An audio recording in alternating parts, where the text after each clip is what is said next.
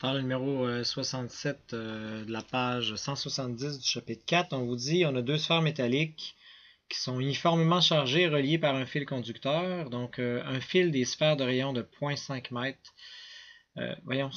Une des sphères a un rayon de 0,4 m et possède une densité surfacique de 8,2 nanocoulomb par mètre carré.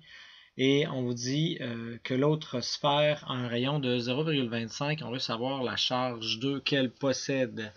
Donc là, ici, peut-être la première chose qu'il faut se rappeler, c'est que le potentiel d'une sphère métallique, dans le fond, là, hein, on avait vu ça en classe, c'est K Q sur R.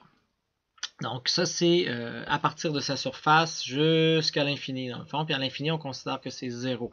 Donc ici, le potentiel, hein, essayez d'y penser si vous aviez un voltmètre qui était branché ici, là et là. Ben, ton voltmètre en tant que tel, est-ce qu'il y a une différence de potentiel? Est-ce que les électrons veulent aller plus d'un bord que de l'autre? Non, hein, la poussée est la même. Donc en ce moment, la différence de potentiel, elle n'en a pas. Donc ça veut dire que le potentiel est le même pour les deux.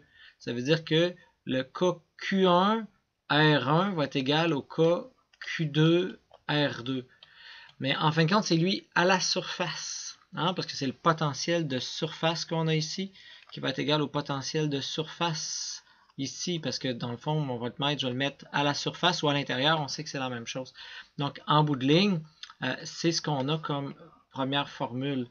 Bon, maintenant, il faut se rappeler, la densité, c'est quoi? La densité surfacique, c'est le nombre de charges qu'on a, mais par unité de surface. Puis sur la surface, c'est quoi la surface d'une sphère? Ben, c'est 4pi fois R. Donc, on voit tout de suite que je vais pouvoir remplacer puis trouver mon Q2. À partir de ça, je sais que sigma 1 va être Q1 avec R1, 4pi R carré. Donc, ici, puisque je cherche à isoler Q2, je me rends compte que les cas vont s'éliminer. Donc, Q2, je peux l'isoler en faisant R2 sur R1 fois, dans le fond, je peux essayer mon Q1.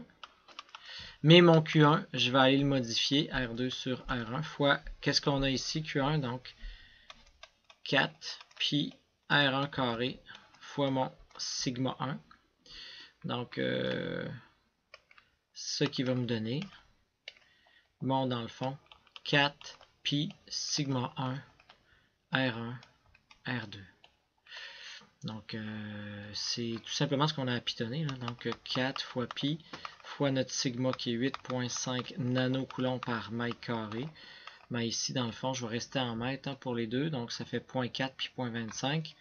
Donc, 0,4 mètres fois 0,25 mètres. Et je vais avoir une réponse en nanocoulomb. Donc, ça fait 4 pi.